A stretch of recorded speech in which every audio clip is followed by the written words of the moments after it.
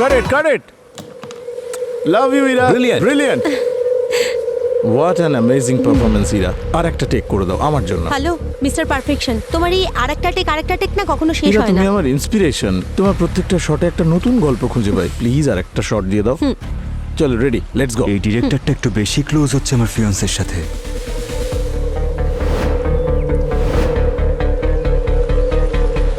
আরমান কতটা পজিটিভ তাই না? সারাক্ষণ ইরাকে দেখার জন্য সেটে চলে আসে। হ্যাঁ, ও তো অ্যাক্ট্রেস, একটু তো বিশ্বাস করাই উচিত। আমি তো শুনেছি মারধরও করে নাকি। অ্যাকচুয়ালি আরমানের ইরার ফিল্মে কাজ করাটা পছন্দ নয়। বেচারি, আমার তো এটা মনে হয় যে ওর কেরিয়ার শুরু হওয়ার আগে শেষ হয়ে যাবে।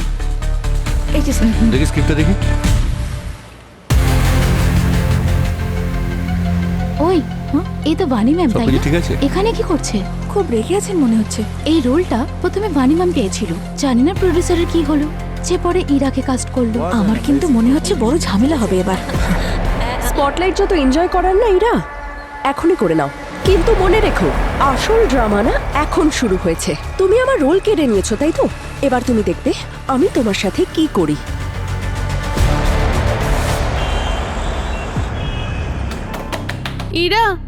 Ira please open the door. Sachi, তুমি আমাকে ফোন করে এখানে ডাকলে থ্যাংক কেন? গড আরমান, তুমি চলে আরে এসেছো। সবকিছু ঠিক আছে আমি তো? কখন থেকে নক করছি কিন্তু ইরা দরজাই খুলছে না। ওয়াচম্যান ইন্টারকম থেকে ট্রাই করেছে কিন্তু কোনো রেসপন্স নেই।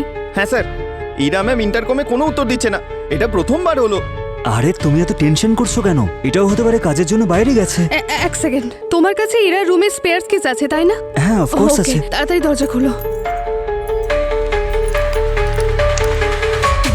ইরা, ইরা ইরা, ইরা ইরা, ইরা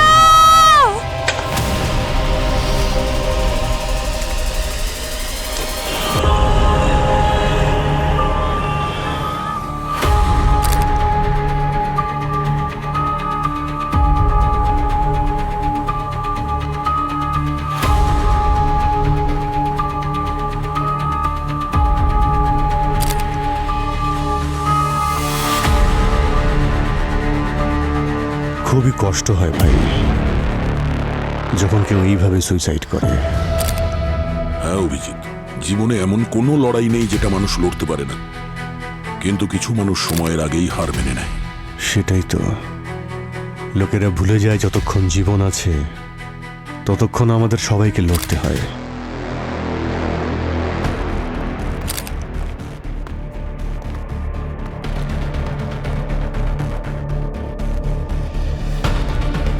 আচ্ছা,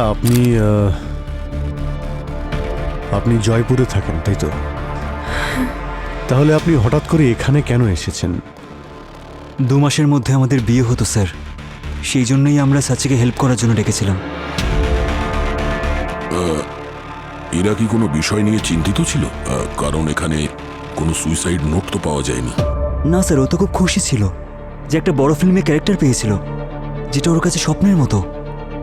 তাহলে এরকম কেন করবে? স্যার, ইরা সুইসাইড করেনি, ওকে মার্ডার করা হয়েছে। আপনার এটা কেন মনে হচ্ছে উনি মার্ডার হয়েছেন? কারণ ও কিছুদিন থেকে খুব চিন্তিত ছিল। যেদিন থেকে ওই ক্যারেক্টারটা পেয়েছিল ও ইরাকে হুমকি দিচ্ছিল। কে? বানি। ওই নিশ্চয়ই মার্ডারটা করেছে। এই বানিটা কে? ইরার রাইভাল। যে রোলটা ইরা পেয়েছিল সেটা বানির পাওয়ার কথা ছিল। আর 2 দিন আগে যখন ইরা এই রোলটা পেল তখন বানি প্রডিউসারের অফিসে গিয়ে খুব বড় ঝামেলা করেছিল স্যার। ফিল্ম ইন্ডাস্ট্রিতে তো এই ব্যাপারটা খুবই কমন। কোনো একজন অ্যাক্টরের রোল অন্য একজন করে দেয়, এটা কি এমন বড় ব্যাপার? হ্যাঁ, কিন্তু কাউকে হুমকি দেওয়া জীবন নেওয়ার মধ্যে পার্থক্য আছে। ইরা আমাকে বলেছিল যে যখন ও এই রোলটা পেল বানি ওকে বলেছিল ও কিছু করে ফেলবে, না হলে আপনারাই বলুন। ওর বিয়ে হতে চলেছিল আর ও এত বড় প্রজেক্ট পেয়েছিল, ও এত খুশি ছিল। ও সুইসাইড কেন করবে? ও করেনি সুইসাইড, বানি ওকে মেরে ফেলেছে। আমি বলছি স্যার, ওই ইরাকে মেরেছে। স্যার,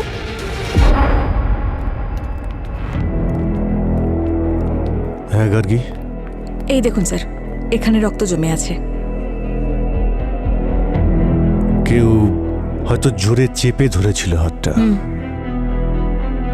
আর এখানেও কিছু তো হয়েছিল এখানে। মিস্টার আরমান, হীরার হাতে আমরা একটা আঘাতের চিহ্ন দেখেছি। সেই ব্যাপারে আপনি জানেন কিছু? কিরকম আঘাত স্যার? আমি তো এর ব্যাপারে কিচ্ছু জানি না। আচ্ছা, ফ্ল্যাটের এক্সপায়ার চাবি আছে না আপনার কাছে? হ্যাঁ, আরমানের কাছে ইরার ফ্ল্যাটের স্পেয়ার কেস থাকে। হ্যাঁ স্যার, আমার কাছেই আছে। দেখান।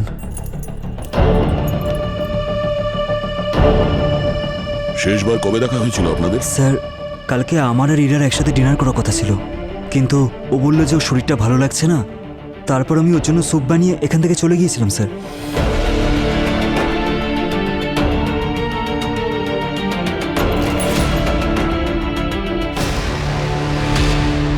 স্যার, এটা সুইসাইড কিনা এখনই বলা খুব মুশকিল। কিছু বিষয় এমন আছে যেগুলো ম্যাচ করছে না। মানে? স্যার, এক নজরে এটাকে দেখলে সুইসাইডই মনে হয়, কিন্তু কিছু বিষয় এমন আছে যা এই থিওরিটাকে চ্যালেঞ্জ করছে। যেমন? স্যার, যেমন এই ধরুন, ইরার এই ইনার এলবোতে ডিপ মার্ক আছে। মনে হচ্ছে যেন কেউ জোরে চেপে ধরেছিল। এরকম চিহ্ন আপনা আপনি হয় না। এই ডিপ মার্ক হলো কেউ ফোর্সফুলি চেপে ধরার প্রমাণ। আর কোনো আঘাত আছে? হ্যাঁ স্যার, এই দেখুন স্যার। স্যার, মাথার পেছনে এই ট্রায়াঙ্গুলার ভোন্ড আছে, সঙ্গে ড্রাইড ব্লাড। খুব গভীর আঘাত। ইয়েস স্যার, এই আঘাত 4 থেকে 5 দিন পুরনো, যেন কেউ কোনো একটা শার্প অবজেক্ট দিয়ে আঘাত করেছে। 4 দিন আগে? মানে সিনেমাতে রোল পাওয়ার আগের কথা? মানে কেউ অনেক আগে থেকে ইরার পিছনে পড়েছিল। ক্রাইম সিন থেকে কিছু পেলে? স্যার, যে চেয়ারে উঠে ইরা সুইসাইড করার চেষ্টা করেছিল তাতে 2টো ফিঙ্গারপ্রিন্ট পেয়েছি, একটা ইরার আর একটা আরমানের। আরমান? কি আরমান কি বলছিল? স্যার, ও বলছিল যে স্যুপ তৈরি করার সময় চেয়ারে হাত লেগেছিল। আচ্ছা, ওর উপর নজর রেখেছি আমরা, এখনো আমাদের প্রাইম সাসপেক্ট। আর বানির ব্যাপারে কিছু জানতে পেরেছি স্যার। কি? বানি একটা ফিল্মের লিড রোল করছিল, আর ওই রোলটা পরে ইরা পেয়ে যায়। এবার ইরা চলে যাওয়ার পরে খুব সহজেই বানি আবার ওই রোলটা পেয়ে যায়। খুব তাড়াতাড়ি রোল পেয়ে গেছে। এ তো দেখছি প্লেনের থেকেও স্পিডি। এই বানির বিষয়ে খোঁজ নাও, সাথে আরমান আর সাথী দুজনকে ব্যুরোতে নিয়ে এসো। দেখি। আরমান, ইরার মাথার ওপরে যে গভীর আঘাতটা লেগেছে সেটা কোনো ধারালো অস্ত্র দিয়ে করা হয়েছে। এই ব্যাপারে তুমি কিছু বলতে পারবে? না স্যার, আমি দিব্যি দিয়ে বলছি এর ব্যাপারে কিচ্ছু জানি না। তুমি ওর ফিয়ন্সে ছিলে, তাও তুমি ওর কষ্ট বুঝতে পারোনি? সব আমারই ভুল স্যার। ও কিছুদিন ধরে না আমার থেকে অনেক দূরে দূরে থাকছিল। এমন মনে হচ্ছিল যে ও আমার থেকে কিছু লুকাচ্ছে স্যার। এমন বিহেভ করছিল যেন সবকিছু ঠিকঠাকই আছে। আমার মনে হচ্ছিল আমাদের এঙ্গেজমেন্ট নিয়ে ও খুশি নেই। আমি ওকে অনেকবার জিজ্ঞেস করেছিলাম স্যার, কিন্তু আমাকে কোনো উত্তর দেয়নি। তারপর আমি আর কোনো জিজ্ঞেসই করিনি স্যার। আচ্ছা, তার মানে তুমি ভেবে নিয়েছিলে যে এর থেকে বেশি জিজ্ঞেস করলে ও বিয়েটা ভেঙে দেবে, তাই তো? হ্যাঁ স্যার, ও খুব সুন্দরী ছিল, এতটা সাকসেসফুল ছিল, আমার মনে হচ্ছিল আমার থেকেও আরো বেটার কাউকে পেয়ে যাবে ও। ওর বিহেভিয়ারে এই পরিবর্তন তুমি কবে দেখেছিলে? ওই 3-4 দিন আগে ওকে আমি অনেক জিজ্ঞেস করার চেষ্টা করেছিলাম স্যার, কিন্তু আমাকে কিচ্ছু বলেনি। আমি জিজ্ঞেস করাতে ও কাঁদতে শুরু করে। সেই রাতেও আমি ওকে জিজ্ঞেস করার অনেক চেষ্টা করেছিলাম, কিন্তু তারপরে ও কিচ্ছু বলেনি। তারপর আমি ওকে ডিস্টার্ব করে ছেড়ে দিয়েছিলাম স্যার, তাই আমি চুপ হয়ে যাই। হ্যাঁ, আমিও যখন ওকে ফোন করতাম ও খুব চুপচাপ থাকতো, তাই আমি প্ল্যানের এত আগেই মুম্বাই চলে এসেছি। আমার মনে হচ্ছিল যে কিছু একটা গন্ডগোল আছে। এটা কি ফিল্মের স্ট্রেসের কারণ হতে পারে? না স্যার, ও খুব ভালো করে জানতো কি করে প্রেশার হ্যান্ডেল করতে হয়। ও খুব অ্যাম্বিশিয়াস মেয়ে ছিল আর সব চ্যালেঞ্জ খুব সুন্দর অ্যাকসেপ্ট করতো।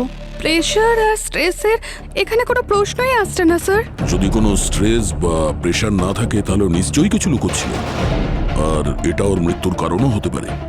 স্যার, আমাদের ইরার সমস্ত মুভমেন্টস চেক করতে হবে।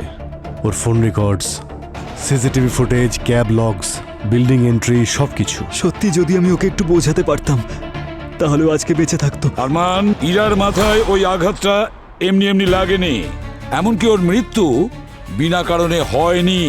আমরা ঠিক খুঁজে বের করব কি লুকোনো হচ্ছে। স্যার, বানির শুট লোকেশন পাওয়া গেছে।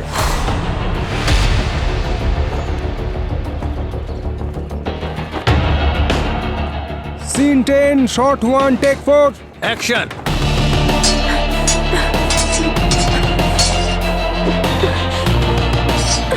কাট কাট কাট কাট কাট, শর্টকাট। আরে কে কাট বললো?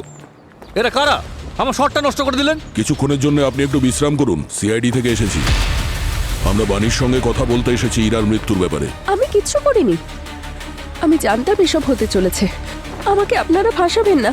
আপনারা আমাকে সন্দেহ করছেন কারণ এক সপ্তাহ আগে ও আমার রোল কেড়ে নিয়েছিল আর ইরাকে আমি রিপ্লেস করেছি, তাই তো? এই কারণেই তো আমরা জানতে পেরেছি যে তুমি ইরাকে হুমকি দিয়েছিলে। এটা কি সত্যি? না, আমি এরকম কিছু করিনি। শুনুন, কিছু মনে না থাকলে আমরা আছি তো মনে করানোর জন্য। হ্যাঁ, আমি ওকে কল করেছিলাম। কল করে ওকে কি বলেছিলে? এটাই যে ও কেন আমাকে রিপ্লেস করেছিল। কিন্তু সত্যি বলছি স্যার, আমি ওর কোনো রকম ক্ষতি করিনি। তো আপনার মনে হয় যে ইরা আপনার কাছ থেকে ওই রোলটা চালাকি করে কেড়ে নেয়? প্রত্যেকে জানে ওর কানেকশনসের ব্যাপারে। আর কি বলেছিলে ইরাকে? আমি শুধু ওর উপর চিৎকার করেছিলাম, দোষ দিয়েছিলাম, আর কিচ্ছু না। না আমি ওর বাড়ি গেছি আর না আমি ওর কোনো ক্ষতি করেছি। কিন্তু তুমি ওকে হুমকি দিয়েছিলে। স্যার, আমি ইমোশনাল ছিলাম, বলে ফেলেছিলাম। বলেছিলাম যে ও এটা করার জন্য উপযুক্ত শাস্তি পাবে, কিন্তু এটা কোনো হুমকি নাকি? অনেক সময় কথাতে অনেক কিছু হয়ে যায় বাণী দেবী, আর বিশেষ করে তখন যখন সামনের মানুষটার মানসিক পরিস্থিতি ঠিক না থাকে। আপনার জন্যই শেষ পর্যন্ত ও মারা গেছে। আমি ওর অবস্থার ব্যাপারে কিচ্ছু জানতাম না। যদি জানতাম তাহলে, কিন্তু হয়তো স্যার আপনি ভুল দিকে ভাবছেন। তার মানে? শুনেছি যে ইরা আর আরমানের মধ্যে কিছু একটা সমস্যা চলছিল। কি? ওদের দুজনে তো 2 মাস পরেই বিয়ে ছিল। ম্যাম, 2 মাসে অনেক কিছু বদলে যেতে পারে।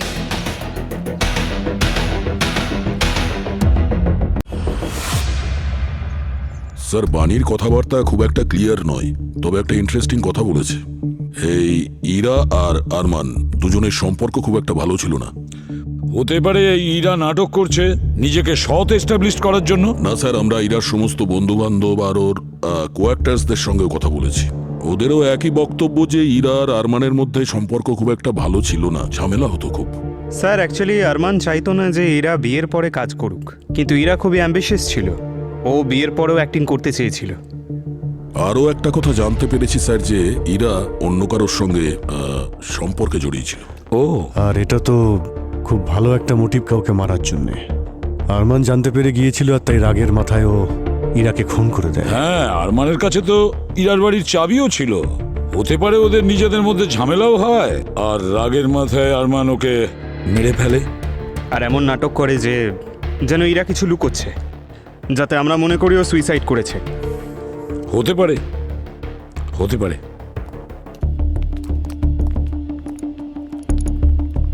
ইরার লাস্ট মোমেন্টটা দেখো। স্যার, ইরা একটা ফুড ডেলিভারি অ্যাপ ইউজ করত, কুইক নামের। আর ওই অ্যাপ থেকে ও প্রায় রোজই খাবার অর্ডার করত। তো কোথায়? নিজের বাড়িতে? না স্যার, না নিজের বাড়িতে না আরমানের বাড়িতে। ওই অ্যাপে একটা অ্যাড্রেস সেভ আছে, বি হোম নামে। B home? এই বিটা আবার কে? স্যার, সেটা তো আমি জানি না, কিন্তু ইরা শেষবার ওখানে গিয়েছিল 25শে মে। আচ্ছা, মারা যাওয়ার ঠিক 4 দিন আগে। হতে পারে এই লোকটা সেই যার সঙ্গে ইরার অ্যাফেয়ার ছিল। আর আরমান যদি এই কথাটা জানতে পারতো তাহলে খুব স্ট্রং মোটিভ ছিল ইরাকে মারার। 25শে মে বেশি দিন হয়তো হয়নি। আরমান তো ওই দিনের কথাই বলেছিল যে ইরা বদলে গেছে। বি হোম, ওই বিয়ের সঙ্গে দেখা করতে হবে, মিস্টার বি। হ্যাঁ স্যার, আমি হচ্ছি ব্রিজেশ। ইরার বন্ধু ছিলাম আর সাথে কলিগো। তাহলে ইরা এখানে প্রত্যেকদিন খাবারের অর্ডার কেন দিত? স্যার, আমরা একটা ফিল্মের প্রজেক্টে কাজ করছিলাম। ও এখানেই আসতো, ডিসকাশন অনেকক্ষণ ধরে চলতো, তাই এখানেই খাবার অর্ডার করে নিতাম। কিন্তু স্যার, গত 4 দিন ধরে ও এখানে আসেনি। আচ্ছা, আপনাদের মধ্যে প্রফেশনাল রিলেশন ছিল না অন্য কিছুও? না স্যার, শুধু প্রফেশনাল রিলেশনই ছিল। সত্যি বলছি, ওর মৃত্যুর খবর পেয়ে আমিও ভীষণভাবে কষ্ট পেয়েছি। স্যার, ও খুব ট্যালেন্টেড ছিল, অনেক দূর এগোতো।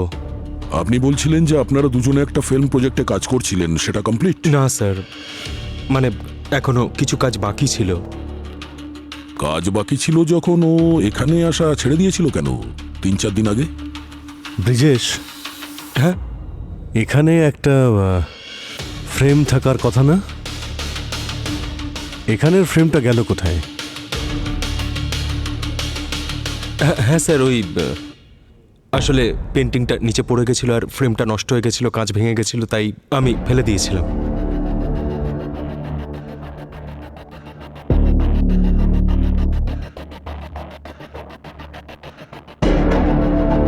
রবি, এই ইরার হাইট কত ছিল? 5 ফিট 5 ইঞ্চি। 5 ফুট 5 ইঞ্চি। আর তোমার হাইট কত? 5-6। 1 মিনিট একটু এদিকে এসো প্লিজ। এখানটায় দাঁড়াও তো তুমি।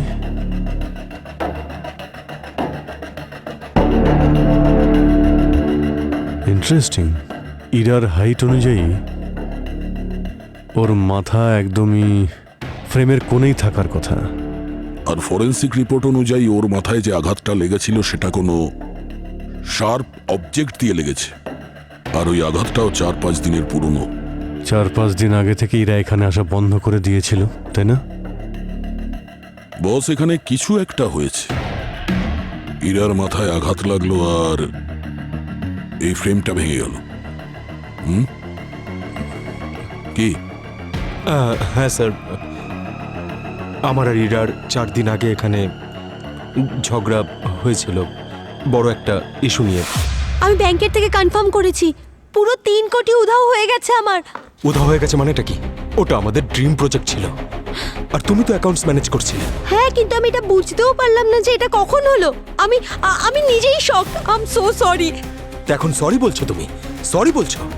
3 কোটি টাকা ইরা, আমাদের ড্রিম প্রজেক্ট, কত কষ্ট করছিলাম, আর বলছো উধাও হয়ে গেছে।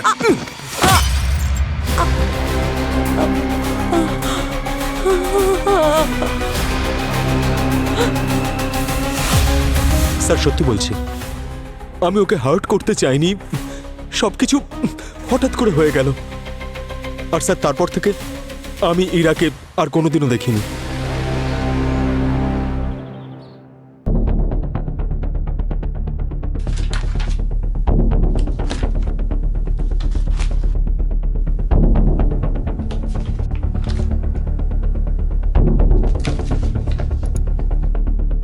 স্যার,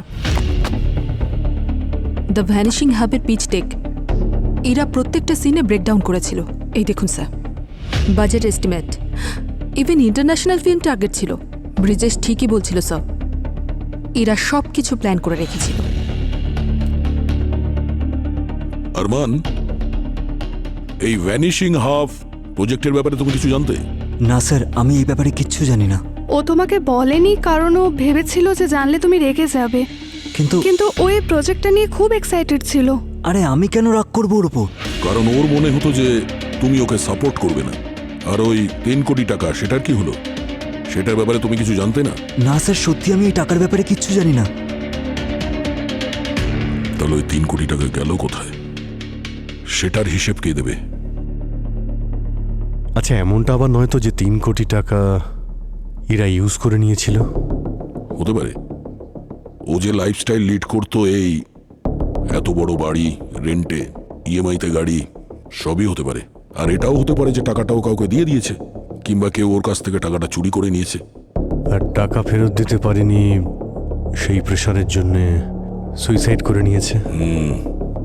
কিন্তু এই আরমান আর ব্রিজেশকে, দুজনকে তো পুরোপুরি ছেড়ে দেওয়া যাবে না। ব্রিজেশের সব থেকে বেশি ক্ষতি হয়েছে, অনেক কিছু করতে পারতো। স্যার, স্যার ওই টাকাটা যার অ্যাকাউন্টে ট্রান্সফার হয়েছিল তার খোঁজ পেয়েছি। কোনো ধনরাজ কুমার স্যার। ধনরাজ কুমার? দেখো তো। আপনারা কোনো ধনরাজ কুমারকে চেনেন? না স্যার, ইনি কি? আমি কিন্তু চিনি না স্যার। না, আমিও চিনি না। স্যার, ইরার ফোনে ধনরাজ কুমারের কোনো কন্ট্যাক্ট নেই, না মেসেজেস না ইমেলস, কিচ্ছু না। তাহলে এই ধনরাজ কুমারই আমাদের মিসিং সূত্র। এর ব্যাপারে ভালো করে খোঁজ নিতে হবে।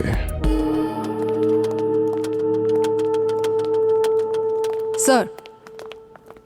হ্যাঁ স্যার, ধনরাজের অ্যাকাউন্ট ওয়েস্ট বেঙ্গলের একটা রুরাল ব্রাঞ্চে খোলা হয়েছিল। এই দেখুন। এই নামটা নকল মনে হচ্ছে, অ্যাকাউন্টটাও নকল হতে পারে। স্যার, অ্যাকাউন্টটা খোলার পরের দিনই অ্যাকাউন্টটা ক্লোজ করে দেওয়া হয়। রাতারাতি 3 কোটি টাকা ট্রান্সফার হয়ে যায় ওভারসি, হংকংয়ে। আর এই টাকাগুলো কি করে ট্রান্সফার হয়? স্যার, অনলাইন ট্রানজাকশনে ভোর 4:40 25 মে। আর অ্যাকাউন্ট খোলার জন্য যে আইডি ইউজ হয়েছিল সেটা ফেক আইডি ছিল স্যার। অ্যাকাউন্টটা নকল, নামও নকল। এটা তো ক্লাসিক প্ল্যান, টাকা উধাও করার। আর বেচারি ইরা ওদের জালে ফেঁসে যায়। ইরার ফোনটা চেক করতে হবে। যখন ও ফোন ইউজ করত, কোন ওয়েবসাইট আর কোন অ্যাপ ইউজ করত, আর কোন লিঙ্কে ও ক্লিক করেছে, সবকিছুর হিস্ট্রি নিশ্চয়ই পাবো। পূর্বে 25শে মে সকাল 4:40 ইরার ফোনে কি অ্যাক্টিভিটি হয়েছিল সেটা খোঁজ নাও। স্যার, হ্যাঁ,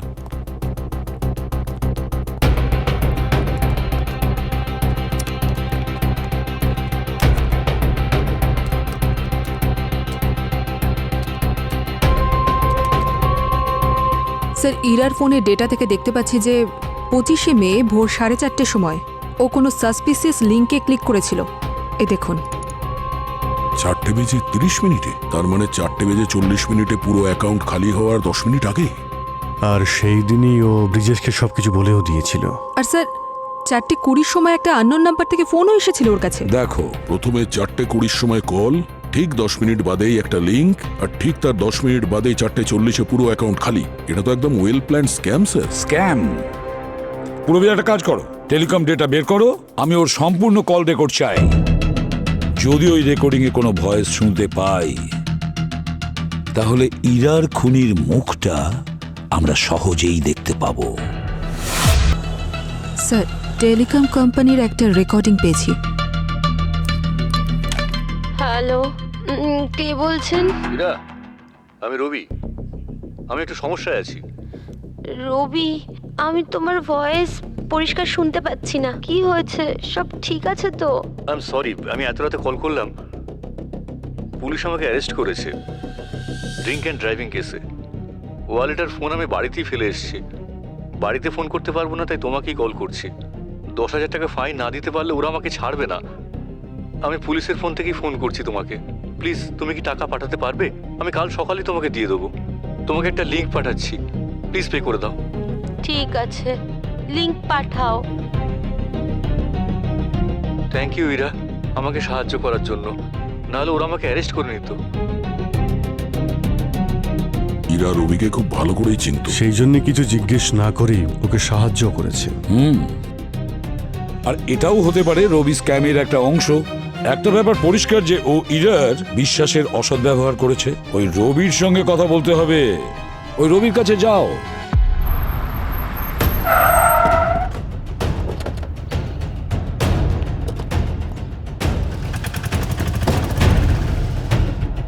স্যার, স্যার, সাঁচি বলেছিল রবি ইরার নাকি জয়পুরের বয়ফ্রেন্ড। অনেক বছর আগে ওদের ব্রেকআপ হয়ে গেছিল, কিন্তু কেউ জানতো না যে ওরা এখনো কন্ট্যাক্টে রয়েছে।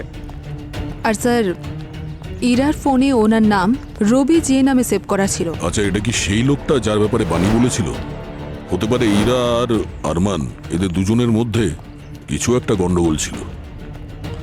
হতে পারে। সব থেকে অদ্ভুত ব্যাপার, ও রেক্সের কন্ট্যাক্টে ছিল এই কথাটা না ওর ফিয়ন্সেকে বলেছিল আর না ওর বোন সাঁচিকে। কিছু তো ব্যাপার আছে যা ও লুকোচ্ছিল। পুরবি, এক কাজ করো, বিল্ডিংয়ে যতগুলো সিসিটিভি রয়েছে তার ফুটেজ চেক করো। ততক্ষণ আমরা দেখা করে আসি এই রবি জি এর সঙ্গে। ইয়েস, আপনারা কে? আপনার সঙ্গে ইরার ব্যাপারে কিছু কথা বলার ছিল। সরি, আমি কোনো ইরাকে চিনি না। সিআইডি থেকে এসেছি। সিআইডি থেকে? স্যার, আমার ওয়াইফ আছে ভেতরে, কিচেনে কাজ করছে। আচ্ছা, ও আমার কিছু পুরনো বন্ধু এসছেন। নমস্কার। নমস্কার। নমস্কার। একটু চা করে দেবে প্লিজ? হ্যাঁ, করে দিচ্ছি, বসুন। না, ঠিক আছে, থ্যাংক ইউ। কি হয়েছে স্যার? কি ব্যাপার বলুন না স্যার। ইরার ব্যাপারে জানে তোমার ওয়াইফ? হ্যাঁ জানে, কিন্তু সেসব তো বহু পুরনো কথা। এখন আমার পার্সোনাল লাইফে আপনারা কেন সমস্যা তৈরি করছেন? কাজটাই তুমি এমন করেছো, আমরা কি করব? 25শে মে ঠিক ভোর 4:20 তুমি ইরাকে ফোন করেছিলে। ওকে তুমি বলেছিলে যে তোমাকে নাকি পুলিশ ধরেছে ড্রিঙ্ক অ্যান্ড ড্রাইভের কেসে, আর ফাইন দেওয়ার জন্য তুমি নাকি ওকে একটা লিঙ্ক পাঠিয়েছিলে, মনে পড়ছে? 25শে মে? স্যার, ওই রাতে তো আমি বাড়িতেই ছিলাম, আমি কোথাও যাইনি স্যার। এদিকে এসো, 1 মিনিট, এদিকে এসো, এদিকে।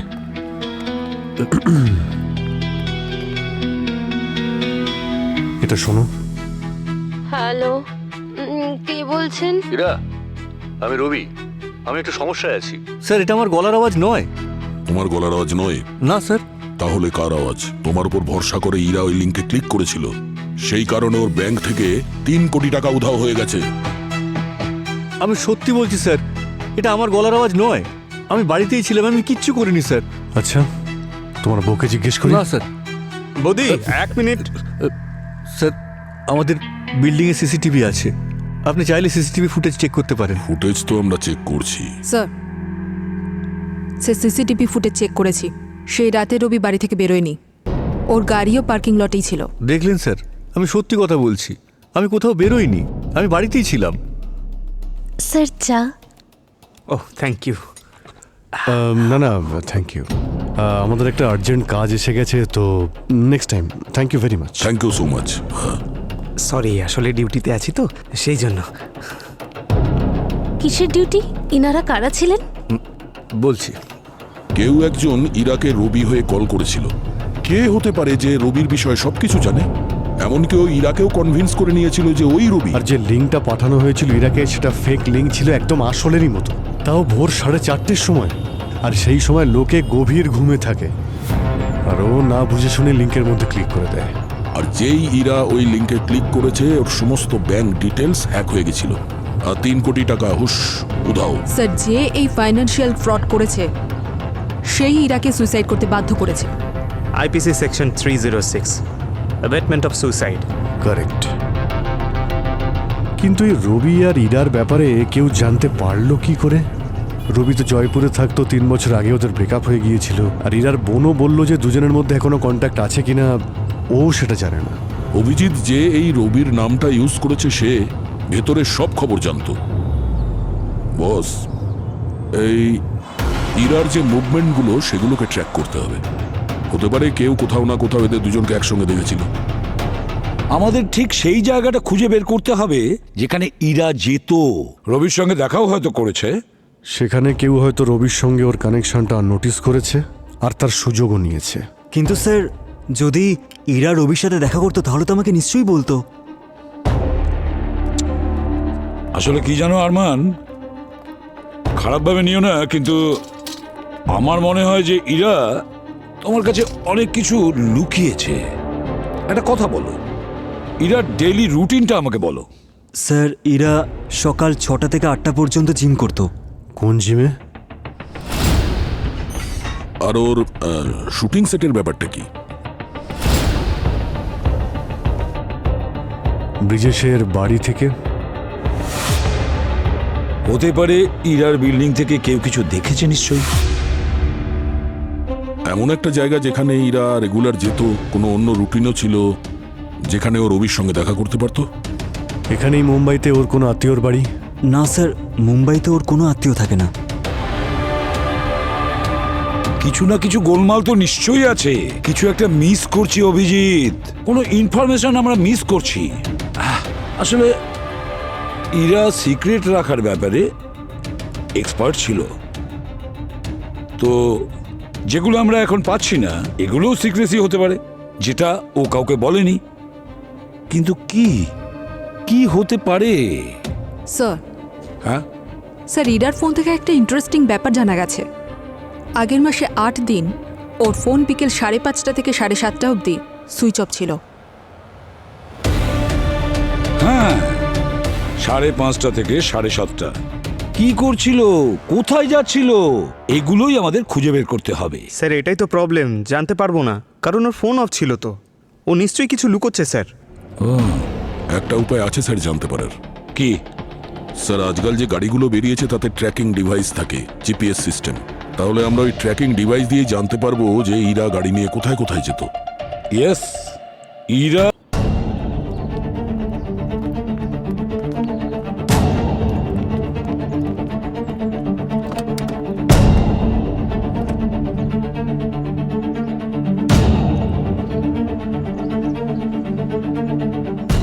এই দেখো, লাস্ট ফ্রিকোয়েন্ট রুট, বাড়ি, gym, film set.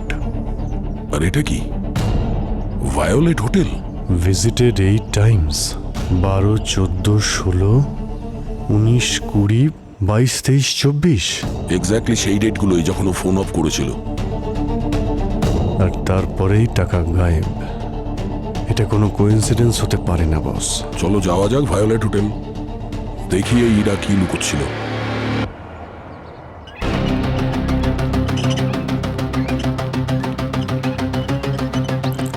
Excuse me, may I help you sir? আমরা সিআইডি থেকে একটা ইনফরমেশন চাই আমাদের অ্যাকচুয়ালি। আপনি এই ছবিটা একবার দেখুন। আচ্ছা, এই মেয়েটা আপনাদের হোটেলে আসে কি? হ্যাঁ স্যার, ইরা ম্যাম এখানে আসতেন, আর উনি যখনই আসতেন সবসময় ক্যাফেতে বসতেন। আচ্ছা ম্যাডাম এখানে একাই আসতেন না অন্য কেউ আসতো তার সঙ্গে? হ্যাঁ, উনি প্রত্যেকবার একটা লোকের সাথে আসতেন। লোকের সঙ্গে? হ্যাঁ স্যার, প্রত্যেকবারই উনি একই লোকের সাথে আসতেন। আচ্ছা ভালো করে দেখুন তো, এই লোকটাই কি সেই?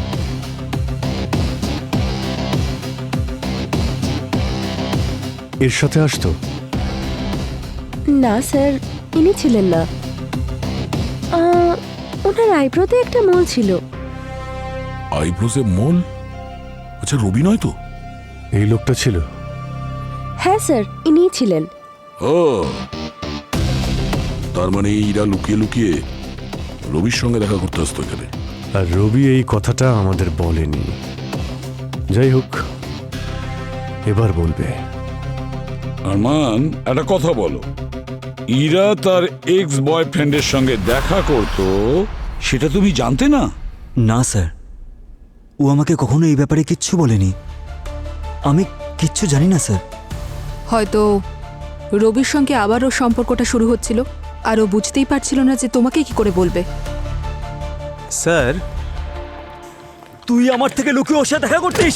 তোকে এই, ছাড়বো না। কি করছিস? ছাড়বো না তোকে, আমি দেখে নেই। ছাড়বো না। বললাম তো ছাড়তে। ছাড়বো না তোকে, ছাড়বো না। আরে স্যার, স্যার আপনারা ওকে ধরুন না স্যার। ও আমার ফিয়ান্সের সাথে লুকিয়ে লুকিয়ে দেখা করতো স্যার। স্যার এতে আমার কিসের ভুল? স্যার ও মিথ্যে কথা বলছে, আমি এসব কিচ্ছু করিনি। সত্যি কথাটা বলো, ইরার সঙ্গে তোমার কি সম্পর্ক ছিল? আমরা কোনো ডেটিং করছিলাম না স্যার, আমরা একটা স্ক্রিপ্ট নিয়ে জাস্ট আলোচনা করছিলাম। ইরা স্বপ্নের প্রজেক্ট ওটা। স্ক্রিপ্ট লেখার জন্য লুকিয়ে দেখা করার কি দরকার? অ্যাকচুয়ালি ইরা চাইছিল যে আমাদের দুজনের ব্যাপারে যাতে কেউ অন্যরকম কিছু না ভাবে। আরমান বা আমার ওয়াইফ, আমাদের দুজনকে নিয়ে কোনো রকম নাটক চাইছিল না ও। শুধু ক্যাফেতেই দেখা করতে নাকি অন্য কোথাও করতে? হ্যাঁ স্যার, ক্যাফেতেই দেখা করতাম, আর হার্ডলি মাত্র 2 ঘন্টার জন্য। তারপর ও নিজের বাড়ি চলে যেত। আমার এর সঙ্গে কোনো সম্পর্ক নেই। অভিজিৎ দা, মনে হচ্ছে সত্যি কথা বলছে। হতে পারে যে ওই হোটেলে কেউ, কোনো স্টাফ বা কেউ ওদের দুজনকে একসঙ্গে দেখেছে। তখনই হয়তো ইরার সমস্ত রকম ডিটেলস সাথে রবির ডিটেলসও ক্যামেরার কাছে পৌঁছে দিয়েছে। এই জায়গাটা দেখো স্যার।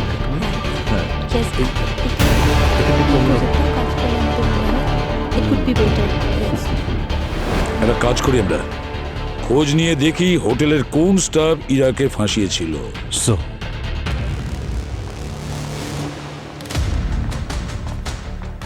ম্যানেজার বাবু। Yes sir. রিসেপশনিস্ট থেকে বেল বয় সবাইকে এখানে ডাকুন, সবার সঙ্গে কথা বলবো আমরা, তাড়াতাড়ি। কাম।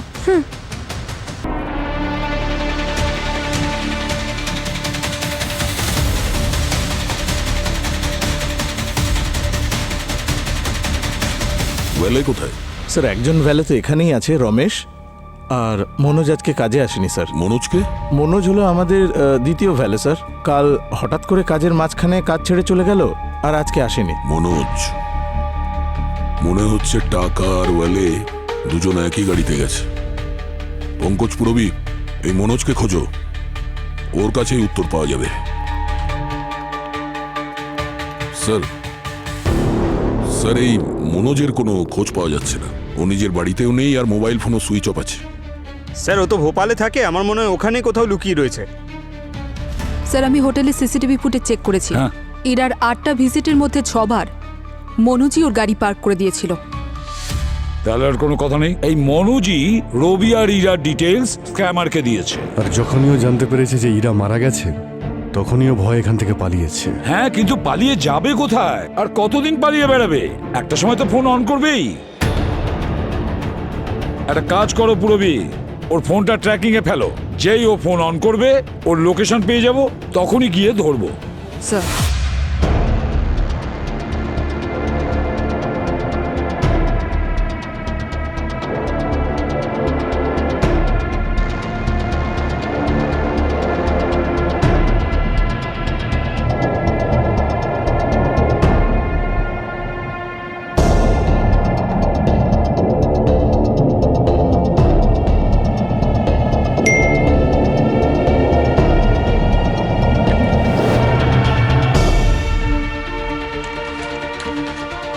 স্যার হ্যাঁ স্যার মনোজের মোবাইল ট্রেস করা গেছে। ও ভোপালের সিনেমা হল থিয়েটারে অনলাইন পেমেন্ট করছে। পঙ্কজ ওখান থেকে সিসিটিভি ফুটেজ নিয়ে আসছে। এখানে এত বড় একটা কাণ্ড ঘটিয়েছে আর ওখানে বসে মুভি দেখছে, টাকা উড়াচ্ছে। আজকাল থিয়েটারে ক্যাশ অ্যাকসেপ্ট করে না স্যার, আর এই অনলাইন পেমেন্ট হওয়ায় আমাদের অনেক লাভ হয়েছে। ঠিক। স্যার, হ্যাঁ, মনোজ একটা মেয়ের সঙ্গে একটা থিয়েটারের ক্যান্টিনে দেখা করেছিল। এই মেয়েটার ব্যাপারে খোঁজ নিতে হবে। একটা কাজ করি, এটা ওর হাতে একটা আই কার্ড ঝুলছে দেখছি, দেখি একটু জুম করো। সিডি নিউ সলিউশন, নিশ্চয়ই ভোপালের কোম্পানি। নাম হলো নেহা, নেহা এস। এক কাজ করো, ভোপাল গিয়ে খোঁজ নাও এই কোম্পানিটার ব্যাপারে, আর ওই মেয়েটার পুরো ডিটেলসটা নিয়ে এসো, কারণ ওই নেহাই আমাদের ওই মনোজের কাছে পৌঁছে দেবে।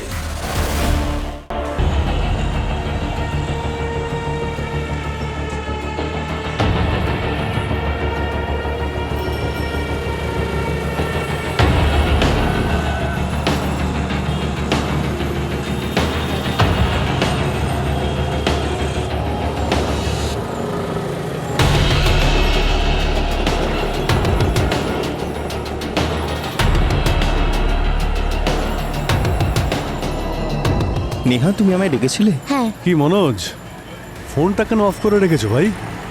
হ্যাঁ, আপনারা কারা? আমরা সিআইডি থেকে।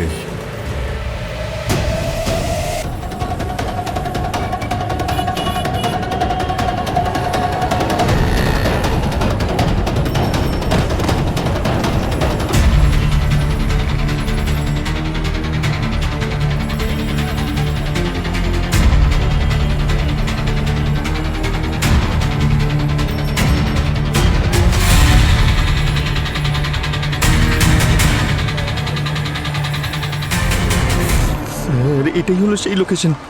এইখান থেকে সব স্ক্যাম হয় স্যার।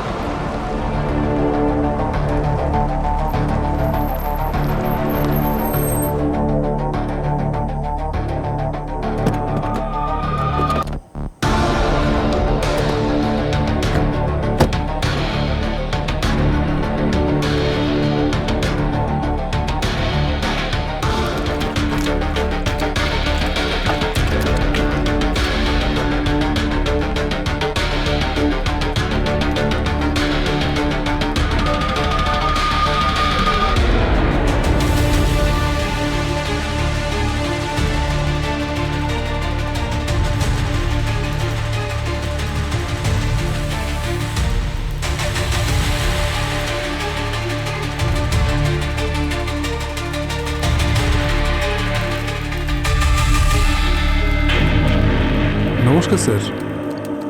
স্যার, আমি পেন হাউস সিকিউরিটি ডিপার্টমেন্ট থেকে কথা বলছি। আপনার অ্যাকাউন্টে কিছু সাসপিশিয়াস অ্যাক্টিভিটি ডিটেক্ট হয়েছে। আপনার অ্যাকাউন্টটা সিকিউর করার জন্য আপনি একটু ইউপিআই পিনটা কনফার্ম করুন।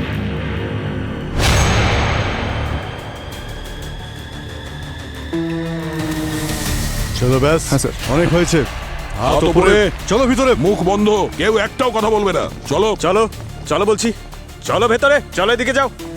এই, দাঁড়াও, সবাই লাইনে দাঁড়াও, তাড়াতাড়ি। চলো ওদিকে। পেন ড্রাইভ কোথায় নিয়ে যাচ্ছ? দাও, এটাই তো আমাদের প্রমাণ। এই, কল লক ডিলিট করলেই তোর পাপ ধুয়ে যাবে না, বুঝেছিস? দোকান বন্ধ করো, এর পরের সেবা সিআইডি করবে। স্যার, আমরা তো এখানে শুধু ডেটা এন্ট্রি করি, আর কিছুই না। আচ্ছা, ডেটা এন্ট্রির জন্য এতগুলো স্মার্টফোন? হ্যাঁ, আর ওই ফেক পেমেন্ট লিংক, ওটা কি বিনা পয়সায় পাঠাতে তুমি?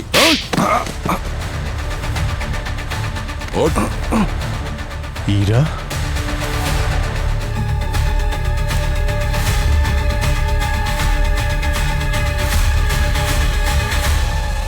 ইরা তো শুধু একটা টার্গেট ছিল, এরা সেই লোকগুলোকে ফাঁসায় যারা ডিজিটাল ওয়ার্ল্ডে নতুন, যারা বয়স্ক, একা থাকেন, অসহায়। প্রথমে এরা মিষ্টি মিষ্টি কথা বলে, আর্জেন্সি দেখায়, আর ব্যাংকের লোক বা পুলিশের লোক সেজে তাদের কাছে বিশ্বাস স্থাপন করে বিশ্বাসঘাতকতা করে।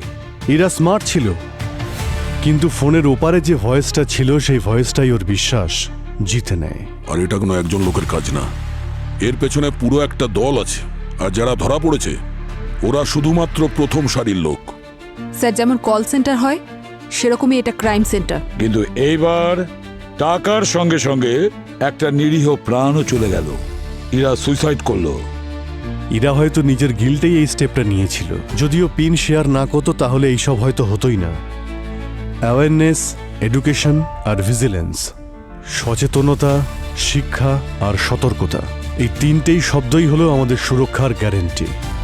আমাদের সবাইকে বলতে হবে যে কোনো অচেনা লোকের সাথে কোনো রকম ওটিপি শেয়ার যেন না করে, আর যে কোনো আননোন লিঙ্কে যেন ক্লিক না করে, আর কোনো প্রবলেম মনে হলে যেন সঙ্গে সঙ্গে রিপোর্ট করে। ইরার কেস তো ক্লোজ হলো, কিন্তু এরকম হাজার হাজার কেস হতে থাকবে যতক্ষণ না আমরা সাইবার ক্রাইমের প্যান্ডামিককে থামাতে পারছি। সিআইডি আইনের একটা অংশ, সাথে সমাজের রক্ষক, কিন্তু যতদিন না আমরা সবাই সাবধানতা অবলম্বন করছি ততদিন পর্যন্ত সাইবার ক্রিমিনালরা তাদের অপরাধ করে যাবে। সেই জন্য সাবধানে থাকবেন, সুরক্ষিত থাকবেন।